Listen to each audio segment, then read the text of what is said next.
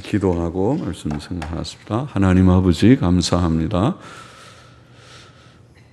오늘도 주의 은혜로 예배당에 모여서 예배드리고 또 성경 말씀을 읽고 또 조금 해석하고 또 말씀의 뜻을 묵상하고 거기에 담긴 하나님의 진리와 또 교훈을 찾으며 또 깨닫기를 원합니다. 하나님께서 은혜 주셔서 부족하고 미천한 종에게 하나님의 말씀을 바르게 해석할 지혜와 힘을 주시고 또 모두들에게 은혜를 주셔서 하나님의 말씀에 담겨 있는 참된 진리와 교훈을 잘 깨닫게 하여 주시고 또 모든 말씀을 믿고 또 지켜야 될 것을 힘써 지킴으로써 하나님의 마음을 기쁘시게 하고 하나님의 뜻을 이루는 자들이 다 되게 하여 주시기를 소원합니다.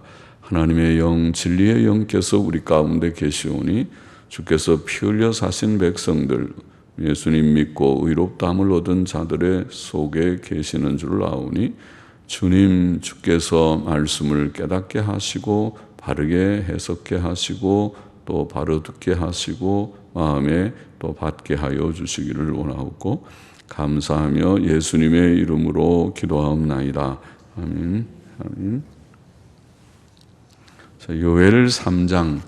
요엘 성경, 히브리 성경은 요엘 2장 28절부터 32절이 3장이고 그 다음에 요엘 3장이 4장으로 되어 있습니다. 히브리 성경은 나누는 것이 조금 다른데 그러나 내용은 똑같습니다. 3장 1절부터 다시 한번 제가 읽고 말씀 좀 생각하십시다. 그날 곧 내가 유다와 예루살렘에 사로잡힌 자를 돌아오게 할 그때에 내가 만국을 모아 데리고, 그러니까 이스라엘을 회복시키는 때를 유다와 예루살렘에 사로잡힌 자를 돌아오게 하는 때를 말합니다.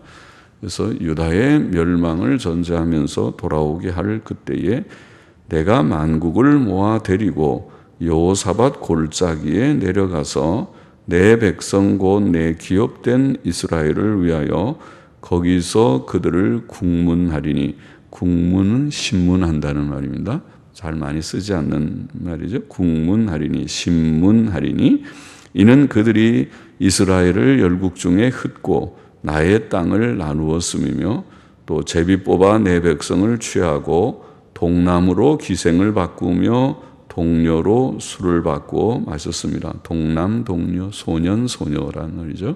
소년, 소녀 한자말로 동남, 동료 그렇게 했습니다. 어린 아이들이란 말이죠. 두로와 시돈과 블레셋 사람아, 사방아, 너희가 나와 무슨 상관이 있느냐? 너희가 내게 보복하겠느냐? 만일 내게 보복하면 너희의 보복하는 것을 내가 속속히 너희 머리에 돌리리니 곧 너희가 내 은과 금을 취하고 나의 진귀한 보물을 너희 신궁으로 가져갔으며 또 유다 자손과 예루살렘 자손들을 헬라 족속에게 팔아서 본 지경에서 멀리 떠나게 하였음이니라. 보라, 내가 그들을 너희가 팔아 이르게 한 곳에서 일으켜 나오게 하고 너희의 행한 것을 너희 머리에 돌려서 너희 자녀를 유다 자손의 손에 팔리니 그들은 다시 먼 나라 스바 사람에게 팔리라. 자, 이는 나 여호와가 말하였느니라, 말하였음이니라 이렇게 되어 있습니다.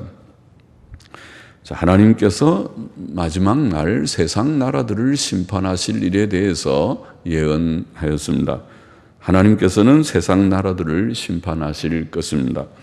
이스라엘의 징벌과 회복, 또 열국에게의 보응은 다 주권자 하나님께서 하시는 일입니다. 그는 마지막 날 열국을 모으시고 심문하실 것입니다. 그는 여호사밧 골짜기, 곧 판결 골짜기, 14절에 가보면 판결 골짜기 그러는데 심판하는 골짜기를 변했습니다. 판결 골짜기에서 열국을 심판하실 것입니다. 스바냐 3장 8절도 내가 뜻을 정하고 나의 분한과 나의 진노를 쏟으려고 나라들을 소집하며 열국을 모으리라. 그런 말씀이 있습니다. 그래서 열국들을 다 모아서 심판할, 열국 심판이지요. 열국 심판을 스바냐 3장 8절도 말씀했는데, 이 요엘 3장도 비슷한 열국 심판, 만국을 심판하는 것에 대한 예언입니다. 우리 주님께서도 양과 염소의 비유, 마태복음 25장에 나오지요. 31절에 양과 염소의 비유에서 인자가 자기 영광으로 모든 천사와 함께 올 때에 자기 영광의 보좌에 앉으리니 왕으로 심판자로 오셔서 심판 보좌에 앉고 재판장처럼 앉으시니 모든 민족을 그 앞에 모으고, 열국 심판이죠. 모든 민족들을 다 모은다. 여기 여호사밧 골짜기에 모으듯이 다 모으고 각각 분별하기를 목자가 양과 염소를 분별하는 것 같이 하리라. 양과 염소는 서로 뭐 색깔은 비슷할 수 있지만은 좀 기질이 다르죠. 그래서 양과 염소를 구분한다. 그래서 하나님의 백성을 양에다가 많이 묘사해요. 염소에다가 하지 않고, 염소는 이렇게 좀 이렇게 막 들어받는 그런 좀 성질이 있더라고요. 저도 어릴 때 염소를 좀 키워봤거든요. 몇 마리. 그래서 이렇게 들어받는 것이 있고, 양은 뭐 안 키워봤지만 양은 우리가 아는 대로 순하다 그러지 않습니까? 그래서 순한 성질이 있어서 막 주인한테 갖다 들어받거나 그러진 않는 것 같아요. 그냥 양은 주인이 가자 하고 나가면은 종종 따라가고, 앞에 있는 양의 꽁무니만 이렇게 보면서 이렇게 따라간다고 그러잖아요. 앞에 가면 그냥 줄줄이 가는 거예요. 따라가고. 아주 순한 건데, 염소는 주인이 뭐 일로 오라 그러면 오는 게 아니라 막 주인 뒤로 받기도 하고 뿔이 있어서 그렇게 좀 하는 성질이 좀 그런 것 같아요. 그런데 여튼 양과 염소를 나누어서 하나는 의인이고 하나는 악인이라고 보여주는데, 양과 염소를 해서 양들은 하나님께서 예비하신 나라에 들어가는 자들이라 그랬고, 염소는 저주를 받은 자들아 마귀와 그 사자들을 위하여 예비된 영영한 불에 들어가라. 하나는 영생에, 하나는 영벌에, 하나는 천국, 하나는 지옥. 둘밖에 없어요. 성경은 최종 인류의 최종적인 상태, 사람들의 최종 상태가 둘밖에 없는데, 주님의 비유에 양과 염소의 비유는 마지막 열국을 다 모아놓고, 그러니까 열국하면 모든 사람들을 다 모으는 거죠. 세상 사람들을 다 모아서 주님 재림하실 때 저리로서 산자와 죽은 자를 심판하러 오시리라. 산자도 죽은 자도 다시 다 살려서, 생명의 부활, 심판의 부활, 다 죽은 자도 살려서 살아있는 자나 죽은 자나 다 심판하십니다. 굉장한 사건이죠. 굉장한 큰 재판정, 법정입니다. 마지막 요한계시록 20장에는 흰 보좌의 법정이라고, 백보좌 심판 법정이라고 표현한 법정입니다. 자, 그렇게 말씀했습니다. 그 심판의 이유는, 그게 오늘 본문에 돌아가서 심판의 이유는 하나님의 백성을 위하여 이렇게 있습니다. 하나님의 백성을 위하여. 그 말이 뭐냐면, 하나님의 백성에게 행한 이방인들의 악행들에 대한 하나님의 보응 때문에 심판을 한다. 이렇게 되어 있습니다. 그거 참 이상하죠. 세상 사람들이 다 악을 행하는데 그 악이 신기하게도 하나님의 백성들을 핍박하는 것으로 절정을 이룹니다. 그 악이. 그건 참 악한 거죠. 그냥 자기네들이 악을 행하고 살인하고 간음하고 도둑질하고 거짓말하고 탐심을 부리고 우상 숭배하고 그것도 그건 굉장히 큰 악이죠. 악인데, 그런데 그보다 조금 더 악한 것이 뭐냐면, 착한 사람들, 하나님 경외하고 바르게 살고 순진하고 정직하고 거짓말할 줄 모르고 하는 사람들을 핍박을 해요. 갖다 잡아다가 죽이고 그들을 욕하고 핍박하고 학대하고. 그러면 진짜가 악한 거죠. 악에다가 악이 더 세진 거죠. 그래서 지금 이 여호사밧 골짜기라고 표현하는 만국 열국 심판의 이유는 왜 하나님이 열국들을 심판하냐면 그 열국이 이스라엘 백성을 핍박했다. 그러니 굉장히 악한 거죠. 이스라엘 백성은 그렇게 그들에게 악을 행하지 않았는데 그렇게 그들에게 핍박을 하고 여기 보면은 이방인들이 이스라엘을 열국 중에 흩었다.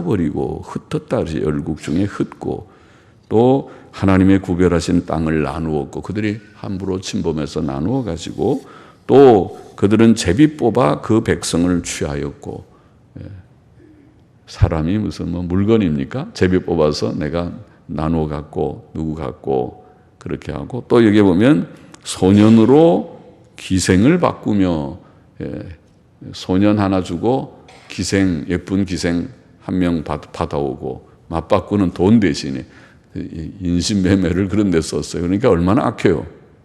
그냥 인신매매도 악한 일인데 그들이 음행을 위해서 기생을 한 사람 데려오기 위해서 소년 한 명 주고 바꾸고 애들 하나 주고 바꾸고 또 소녀로 술을 바꾸고 소녀는 한 명 주고 또 술을 한 통 받아오고 사람을 그런 식으로 매매하는 데 썼다는 것입니다. 그런데 유대인들을 그렇게 유대인 소년 소녀들을 그런 식으로 했으니 얼마나 악한 일이겠습니까? 또 하나님께서는 특히 그 당시 이스라엘을 대적했던 두로와 시돈과 블레셋, 그렇죠? 두로와 시돈과 블레셋 사방아, 너희가 나와 무슨 상관이 있느냐? 그들에게 특별히 보응을 선언하셨습니다. 그들은 하나님의 은과 금을 취하였고 하나님의 은과 금, 유대 땅에 있는 아마 성전에 제일 많이 있겠죠. 성전에 그런 창고에 은과 금을 또 궁궐에도 많이 있었겠죠. 성전에 있는 또 궁궐에 있는 모든 은과 금 하나님의 것입니다. 이스라엘 백성들 천하가 다 하나님의 것이지만 이스라엘 백성은 특별히 하나님의 것이죠. 교회니까 교회의 모든 물건들은 하나님의 것이죠. 그래서 하나님의 은과 금을 그들이 취하고 그의 징계한 보물을 그들의 신전으로 가져가고 그 좋은 것들을 자기들의 신전에 가져가서 신전의 기구로 쓰기도 하고 그렇게 했습니다. 또 유다와 예루살렘 자손들을 헬라 족속에게 팔고 그 인신매매죠. 그것도 팔고 그 땅에서 멀리 떠나게 했기 때문이라고 되어 있습니다. 그러나 하나님께서는 자기 백성을 다 찾아내실 것이다. 그렇게 되어 있죠. 본문에. 그리고 그들에게 악을 행한 이방인들을 징벌하실 것이다. 그는 그 이방인들의 자녀들, 이스라엘 백성을 핍박했던 자들의 자녀들을 그들이 유대인들의 소년, 소녀를 팔아가지고 나쁜 일 하는데 다 썼으니까 그 자녀들을 유다 자손의 손에 파실 것이다. 유다 자손의 손에 붙이고 또 먼 나라 스바 사람들에게 팔게 하실 것이다. 그러니까 그대로 갚는다는 것이죠. 심은 대로 거둔다고 우리가 말하죠. 성경에 나와 있는 말씀이고 하나님의 공의의 보응이죠. 눈은 눈으로 이는 이로. 이것이 하나님의 공의다. 하나님께서 사람들을 다루실 때 가만히 보면 그런 무서운 면이 있습니다. 우리 하나님께서는 매우 공정하시고 공의로우셔서 악을 행하면 그가 행한 그 악을 똑같이 받게 하심으로 하나님의 공의를 드러내시는 경우들이 많이 있습니다. 참 두려운 일이죠. 그래서 하나님께서는 그게 말씀하시는 것입니다. 그들이 이스라엘의 소년 소녀들을 학대했기 때문에 그들의 자녀들이 이렇게 학대를 받게 될 것이다. 그들이 행한 대로 보응하실 것이다. 행한 대로, 두려운 말씀, 행한 대로 보응하실 것이다. 우리는 행위를 잘 해야 돼. 그래서요. 우리가 행한 대로 받지 않으려면 하나님은 때때로 무서운 하나님이십니다. 하나님의 긍휼로 우리가 살지만은 그러나 함부로 우리가 행할 때 하나님께서 노하실까 두렵죠. 행한 대로 갚으시는 매우 공정하신 공의로우신 하나님이시기 때문입니다. 9절 계속 읽어보십시다. 너희는 열국에 이렇게 광포할지어다. 이제 여호사밧으로 열국을 다 모아야 되니까 여호사밧 골짜기로 너희는 전쟁을 준비하고, 자, 모으는 것은 큰 전쟁이군요. 그러니까 하나님의 심판, 여호사밧 골짜기의 열국 심판은 큰 전쟁을 수반되는 하나의 과정입니다. 전쟁이라는 과정을 하나님께서 사용하십니다. 용사를 격려하고 무사로 다 가까이 나와서 올라오게 할지어다. 너희는 보습을 쳐서 칼을 만들지어다. 예, 농사 짓는 기구들을 가지고 다 그 하지 말고 칼을 만들어요. 전쟁이 아니까. 전쟁이 일어나면 전쟁에 필요한 무기들을 만드는 데 바쁘죠. 예, 군수 공장들, 예, 무기 만드는 그런 공장들이 바쁘게 막 움직였죠. 그래서 보습을 쳐서 칼을 만들지어다. 옛날에는 칼을 만들어야 되니까 쟁기나 낫이나 뭐 이런 것들, 뭐 그런 도구들, 곡괭이나 이런 거 다 지금 필요하지 않고 그거 다 녹여서 칼과 창과 화살과 이런 걸 많이 만들어야 전쟁에 이기니까 그렇게 만들어. 낫을 쳐서 창을 만들지어다. 약한 자도 이르기를 나는 강하다 할지어다. 약한 마음 가지면 안 되니까 전사들은, 군인들은 다 강한 정신훈련을 가져야 되는데 스스로 그렇게 강하다고 하라. 너무 약하지 않으라. 사면의 열구가 너희는 속히 와서 모일지어다. 여호와여 주의 용사들로 그리로 내려오게 하옵소서.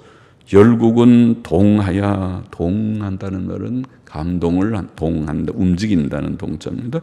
열국은 동하야 여호사밧 골짜기로 올라올지어다. 그 곳을 여호사밧 골짜기, 판결의 골짜기라고 했습니다. 여호사밧 골짜기로 올라올지어다. 내가 거기 앉아서 사면의 열국을 다 심판하리로다. 너희는 낫을 쓰라. 곡식이 이것도다. 이제 추수를, 심판을 추수에다가 많이 비유하지 않습니까? 이제 하나님의 추수 때가 된다. 지금은 곡식이 자라는 때고, 자랄 때에는 이것이 곡식인지 가라지인지 잘 모르죠. 그냥 곡식도 어떤 때는 좀 시원치 않을 때가 있고, 가라지도 곡식처럼 또 혼동이 될 때도 있고, 사람은 더더욱 그렇죠. 우리가 누가 곡식이고 누가 가라지인가, 다 곡식이기를 원하지만은 혹시 가라지가 있을지, 어떤 때 보면 교회 안에는 가라지 같은 사람도 있을 수 있겠다 싶지 않습니까? 그리고 또 세상에는 다 가라지만 있어 보이는데 저 사람이 예수님 믿었네, 믿고 정말 변해서 좋은 사람이 됐네, 그럴 수도 있으니까 우리가 잘 알 수가 없어요. 나중에 다 심판대 가봐야 곡식 같았는데 나중에 보니까 그 사람 가라지였구나, 아이고 가짜였구나, 가짜 목사, 가짜 장로, 가짜, 그 다음에 직분자, 가짜 성도, 가짜 교인, 가짜로구나. 그리고 저 사람은 진짜 진국이로구나, 진실한 성도구나. 성도가 참 귀한 명칭이죠. 그래서 이제 그 추수라고 표현합니다. 낫을 쓰라, 곡식이 이것도다. 와서 밟을지어다. 포도주 틀이 가득히 차고 포도주 독이 넘치니 그들의 악이 크미로다. 이 포도주를 밟는다는 말은 무서운 말 같아요. 포도주는 꼭 우리의 피 색깔이잖아요. 그러니까 사람이 죽음을 표현하고 심판을 표현하니까 하나님께서 악인을 죽인다, 칼에 죽인다. 그럼 피를 흘리죠. 사람은 피가 얼마 많지는 않다고 그러죠. 몇 리터 정도 되는 피, 우리가 큰 페트병으로 몇 병밖에 되지 않는 한두 병, 큰 병으로 한 두세 병 되겠는지 얼마 되지 않는 피를 흘리면 사람이 죽는데, 그 피를 상징하는 것 같은 거지. 포도주 틀을 밟으라. 그 말은 악인에 대한 심판, 죽음을 말하는 것이라고 보입니다. 그들의 악이 크미로다. 그렇게 말했습니다. 사람이 많으며 판결 골짜기에 사람이 많으며 판결 골짜기에 여호와의 날이 가까움이로다. 그죠? 심판 때 얼마나 세상 사람들 다 앞에 쓴다고 생각하면, 또 세상 사람들이 다 동원되는 그런 마지막 대결전의 전쟁이라고 하면 굉장하겠죠. 굉장하겠죠. 그래서 그 사람들이 많다고 표현합니다. 판결 골짜기에 여호와의 날이 가까워. 여호와의 날은 심판의 날, 회복의 날도 어떤 때는 여호와의 날 그러는데 심판의 날을 여호와의 날 그렇게 부릅니다. 해와 달이 캄캄하며 별들이 그 빛을 거두도다. 마지막 심판 때에는 천재지변이라고 할지, 천체의 변화라고 할지, 해와 달이 어두워지고 별들이 빛을 거둔다. 성경에 마태복음 24장도 또 계시록에도 그런 표현들이 있죠. 그러게 나 여호와가 시온에서 부르짖고 예루살렘에서 소리를 발하리니 하늘과 땅이 진동되리로다.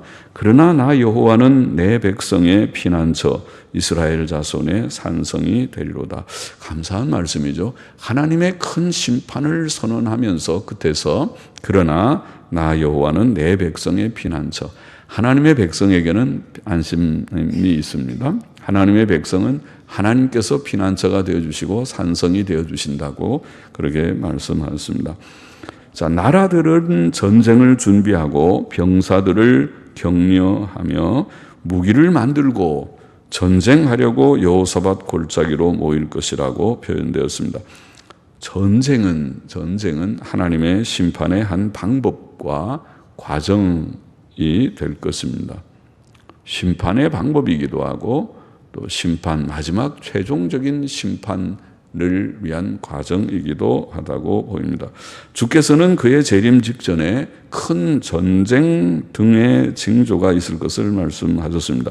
마태복음 24장 전체가 종말 예언이지만은 24장 7절에 민족이 민족을, 나라가 나라를 대적하여 일어나겠고 처처에 기근과 지진이 있으리라. 10가지인가 징조를 말씀하시면서 중요한 징조 하나가 전쟁에 대한 것이죠. 전쟁도 그냥 국지전 조그만 전쟁이 아니라 민족이 민족을, 나라와 나라가 싸우는 그런 큰 전쟁, 그리고 세계적인 전쟁과 같은 그런 전쟁을 주님께서는 말씀하셨습니다. 사도 요한도 전쟁 등의 세상 종말의 징조에 대해서 예언한 것을 우리가 잘 압니다. 요한계시록 9장과 16장이죠. 한번 좀 제가 읽어보겠습니다. 요한계시록 9장 13절 이하에 이렇게 되어 있습니다. 여섯째 천사가 나팔을 불 때, 소위 일곱인, 일곱 나팔, 일곱 대접, 요한계시록의 구조가 그렇죠. 일곱 나팔, 일곱 대접 이렇게 나가는 그 예언이 펼쳐지는데 그 가운데 일곱 나팔 중에서 여섯째 천사가 나팔을 불 때에 전쟁에 대한 예언이 나오죠. 내가 들으니 하나님 앞 금단 네 뿔에서 한 음성이 나서 나팔 가진 여섯째 천사에게 말하기를 큰 강 유프라데에 결박한 네 천사를 놓아주라 하며. 큰 강 유프라데, 정말 유프라테스 강은 큰 강이죠. 메소포타미아의 문명의 발상지라고 흔히 학생들이 학교에서 공부하는 그 유프라테스 강입니다. 유프라테스 강은 큰 강입니다. 큰 강, 유프라테스 강. 물론 아시아에 속한 곳이지만은 유프라테스 강, 큰 강 유프라테스의 유프라데에 결박한 네 천사를 놓아주라며. 네 천사가 놓였으니 그들은 그 연, 월, 일시에 딱 어떤 시간이 있다는 거죠. 우리가 D-Day라고 말하죠. 하나님께서 딱 작정하신 그 날이 있는데 그 몇 년, 그것이 지금 2019년이니까 올해는 아니기를 바랍니다. 내년도 아니기를 바라고, 우리 있을 때 그런 고난이 있으면 어떻게 할까, 그렇게 하지만은, 그러나 하나님의 정한 때가 있어요. 어느 해, 몇 년, 몇 월, 며칠, 몇 시에, 연월 일시 그랬으니까, 몇 년, 몇 월, 며칠, 몇 시에, 2019년 7월 오늘이 5일인가 6일에 몇 시에 딱 그 시간을 정하듯이 하나님이 딱 그 시에 그때 전쟁이 일어난다. 근데 그 연월 일시에 이르러 사람 3분의 1을 죽이기로 예비한 자들이더라. 와, 인구의 3분의 1. 지금 아마 인구가 60억, 70억 되는가요? 60억에 3분의 1이면 20억? 우와, 무슨 몇십 명 배가 파선해서 죽고 하는 그런 비교할 수 없는 몇백 명, 몇천 명, 몇만 명, 지진이 나서 조세 죽는 건 별로 없지만은 20세기에 그런 몇만 명, 몇십만 명까지 됐습니다. 지진이. 그러나 그것이 아니라 20억? 20억이 죽는 전쟁. 그것은 3차 세계대전이 맞습니다. 1, 2차 세계대전에는 몇 천만이 죽었습니다. 몇 천만. 2차 세계대전이 아마 몇 천만 될 것입니다. 1차도 아마 1,000만, 2,000만 거의 될지 모르겠습니다. 그런데 20억 3차 세계대전 무서운 핵전쟁으로 핵폭탄 하나면 몇십만 명, 몇백만 명이 죽어갈 수 있으니까 그런 전쟁일 것이라고 보이죠. 3분의 1을 죽이기로 예비한 자들이더라. 마병대의 수는 그 군대, 옛날에는 다 마병대지만은 표현이 그런 것이지 오늘날로 말하면 군대들의 숫자죠. 군사들의 숫자는 2만만이니 2만만을 가면 2억입니다. 2억. 그대로 문자적으로도 2억. 옛날에 2만만 하면 옛날에 2억 군대는 상상을 못했을 텐데 2만만, 2억의 군대가 동원된다. 그렇죠? 우리가 지금도 가능한가 모르겠어요.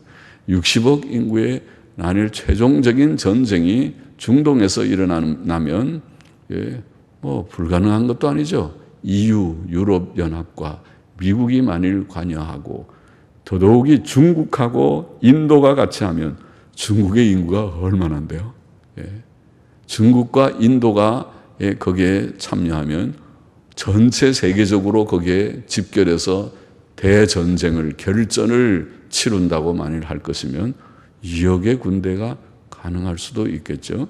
여하튼 성경은 이게 2만만의 군대가 내가 그들의 수를 들어노라 그렇게 말하니까 그냥 그 수가 단순한 상징 같아 보이진 않습니다. 그 수를 들었다. 그러니까 2만만, 2억이라고 하는 군대가 동원되는 전쟁이 있을 것이다. 이같이 이상한 가운데 그 말들과 그 탄자들을 보니 불빛과 자줏빛과 유황빛 흉갑이 있고 또 그 말들의 머리는 사자머리 같고 그 입에는 불과 연기와 유황이 나오더라. 그들이 타고 있는 그런 무기, 기계, 요즘 말하면 탱크나 그런 장갑차나 그런 것일지 모르겠습니다. 혹은 또 이 폭격기인지도 모르겠습니다. 어떤 무기든지 그 입에서 불이 막 나오고 그러는 그런 무기들을 그들이 사용한 이 세 재앙 곧 저희 입에서 나오는 불과 연기와 유황을 인하여 그것이 다 우리가 화약들 모든 그런 화약이라고 그러죠. 이런 모든 포탄의 주원료죠. 유황과 그런 것들이 불과 연기와 유황을 인하여 사람 3분의 1이 죽임을 당하니라. 그렇게 되어 있고 요한계시록 16장 12절로 16절은 유명한 아마겟돈 전쟁인데 이것도 큰 강 유프라데라고 되어 있습니다. 6째 대접에 7대접 중에 6번째 대접, 6째가 그 대접을 큰 강 유프라데의 소돔에 이게 전쟁이 아무래도 중동에서 일어날 것 같아요. 이것을 보면 유프라데스 강 왜 하도 많은데 왜 하필 유프라데스 강을 자꾸 언급합니까?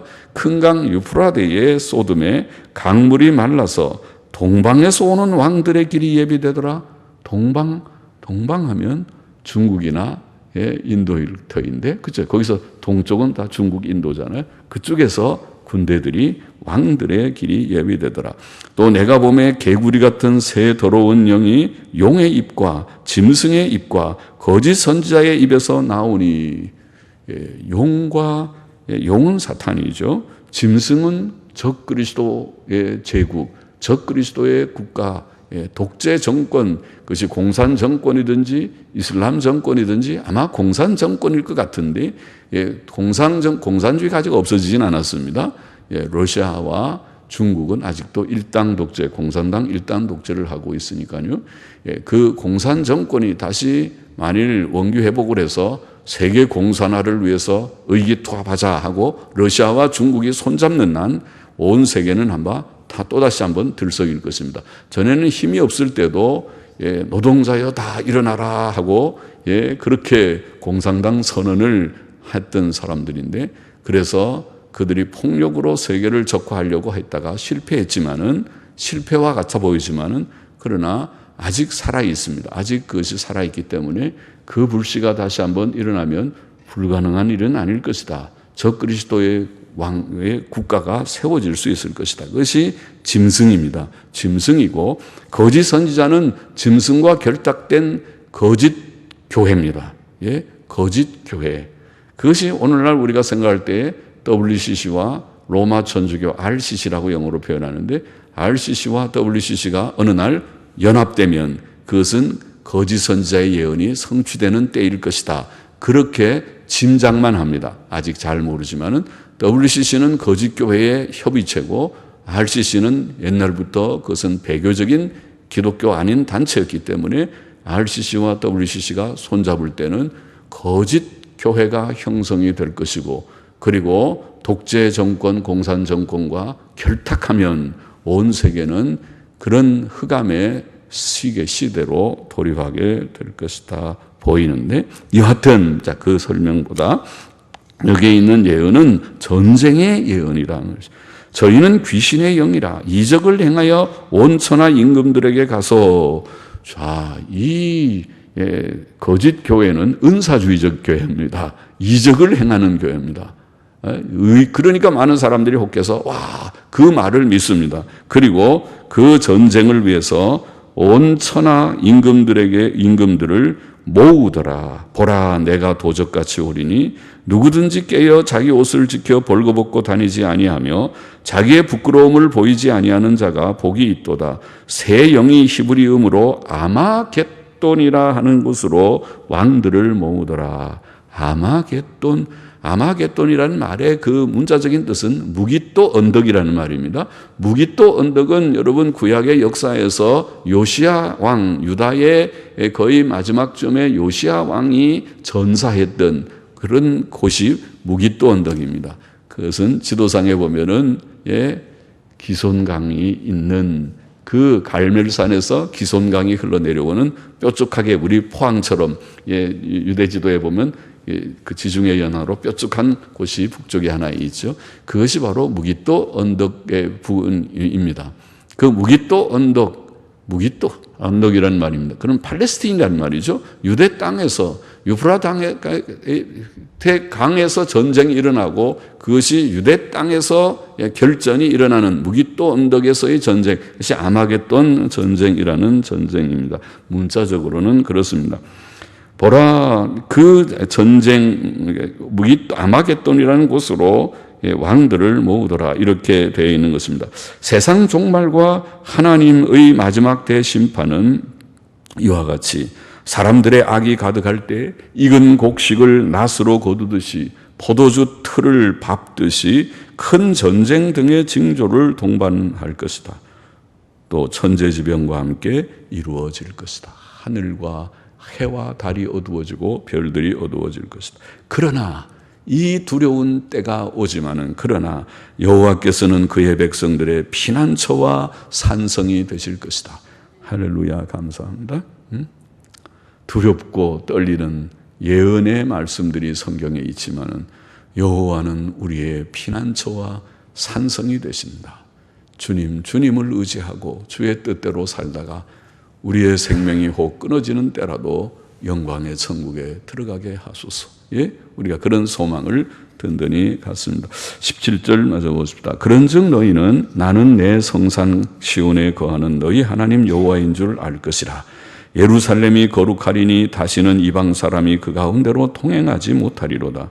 그날의 산들이 단 포도주를 떨어뜨릴 것이며 작은 산들이 젖을 흘릴 것이며 유다 모든 시내가 물을 흘릴 것이며 여호와의 전에서 샘이 흘러나와서 시딤 골짜기에 되리라. 그러나 애굽은 황무지가 되겠고 에돔은 황무한 들이 되리니 이는 그들이 유다 자손에게 강포를 행하여 무죄한 피를 그 땅에서 흘렸음이니라.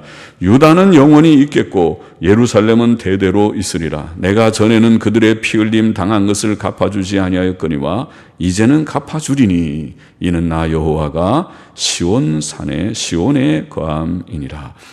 여호와께서 친히 시온에 거하실 것이다. 이것은 매우 큰 복입니다. 예루살렘은 거룩한 성이 되며 이방인들이 그 가운데 통행치 못할 것이다. 이스라엘 나라가 회복될 것이며 여호와의 전에서부터 샘이 흘러나올 것인데 그 샘은 구원의 샘, 사죄의 샘, 성령의 강물과 같은 샘이라고 보입니다. 그것은 에스겔 47장에 예언된 예루살렘에서 시작되어 점점 충만하게 되는 강물과 같다고 하겠습니다.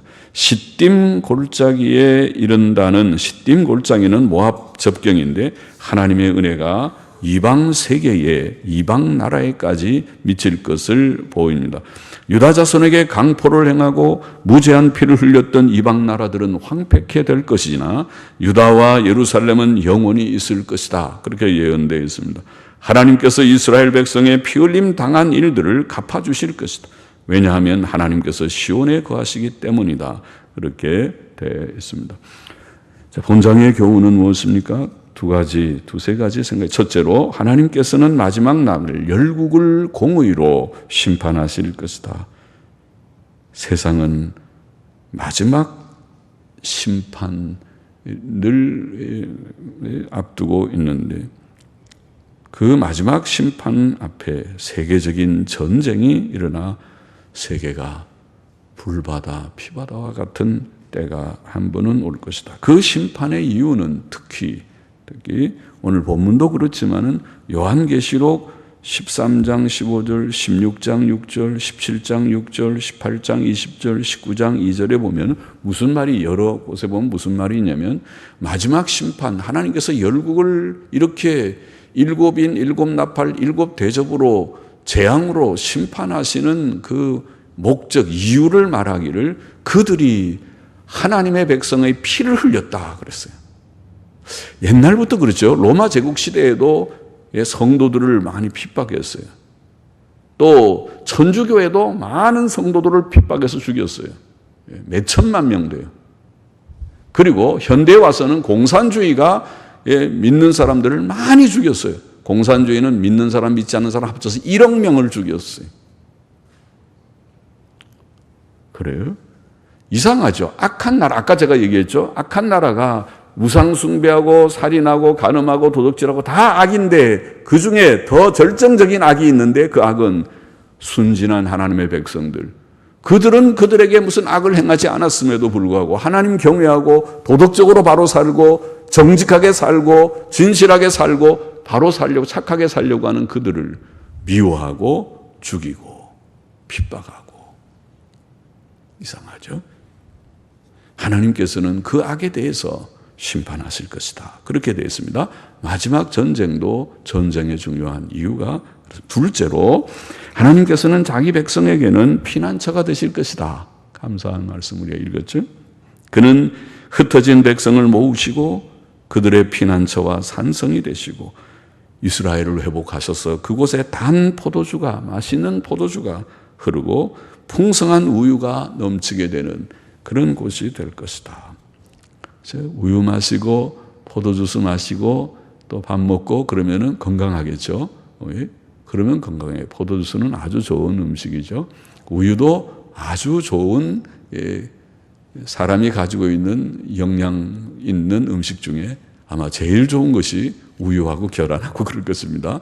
우유하고 계란을 우리가 잘 활용을 하고 건강해야 될 것입니다.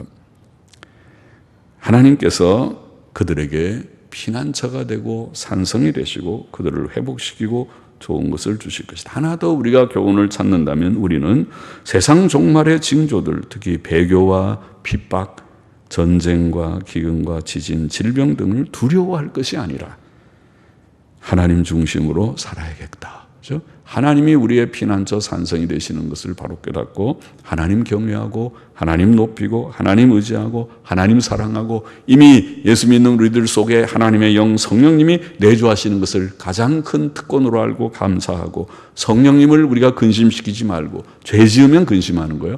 늘 기쁘게 성령의 뜻대로 하나님의 뜻대로 삶으로서 하나님은 성령님은 성경 읽고 기도하고 바로 사는 계명 순종하며 바로 사는 것을 좋아합니다. 예배 드리는 것을 좋아합니다. 그렇잖아요.